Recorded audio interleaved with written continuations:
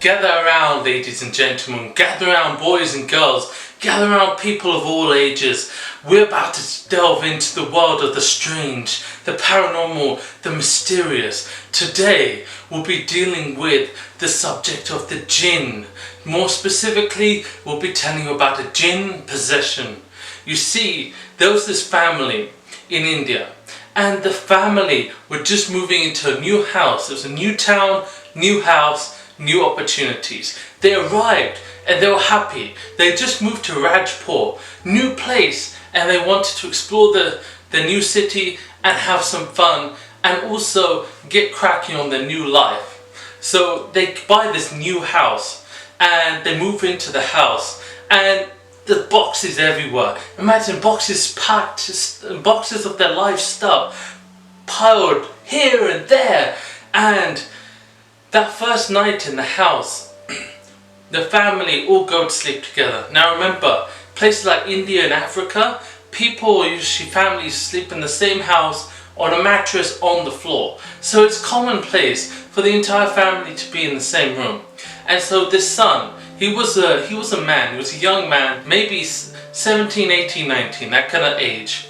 And he's lying down, and opposite him is his mother, right? And opposite them is their father, and so on and so forth. And he goes to sleep, and he wakes up with this like feeling in his gut, like something just punched him in the gut. He's like, and he looks up and he sees a sight that scares him. What is this sight? What is this sight?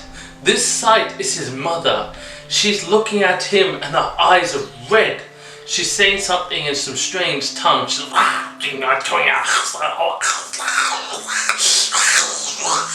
her voice is distorted, it's twisted by the Jinn that's got his grip on her.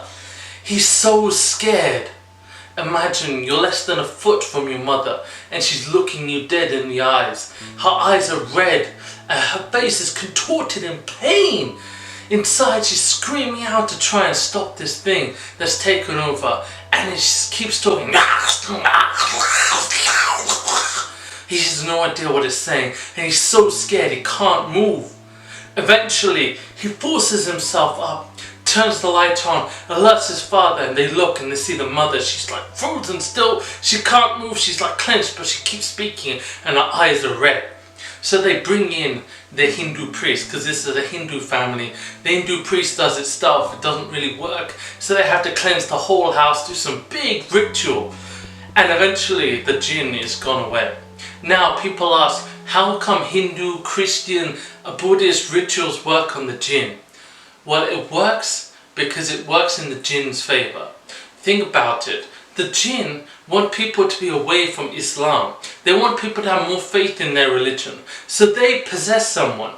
And when that person does their Hindu or Buddhist rituals, the Jinn satisfies. Like, my job here is done. And the Jinn goes away.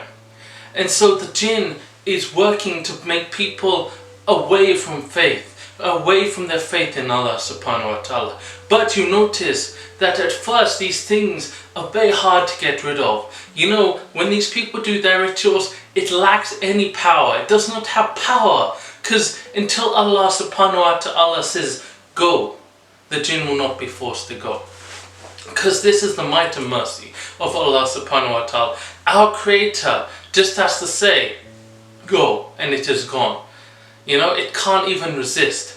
But when people, Hindu priests and stuff, they have to work hard, they have to do chanting for hours to remove these things. You see, these things are trying to drive us away from faith. And why did they possess this person? Well, the Hindu priest is going to tell you, oh, some spirit or some person died in this house. It's a new house. But it could be that the Jinn had lived in that house. They might not even be a malign intent. It might be that the house was empty for a little bit, new, it's empty, it doesn't get sold straight away. They move in thinking, okay, there's going to be a nice home for me and my family. And suddenly a human family shows up claiming ownership. The Jinn of course gets upset. It possesses this person. But I do not know the answer. This answer only Allah subhanahu wa ta'ala knows. But this is a story to mind your faith. You know, if they had been Muslims, if they had said, A'udhu billahi minash shaitani rajim, they would have had strong defenses against the shayateen, the jinn that came. So I urge each and every one of you, do not let the jinn into your home. Fear Allah subhanahu wa ta'ala and come to goodness. Come.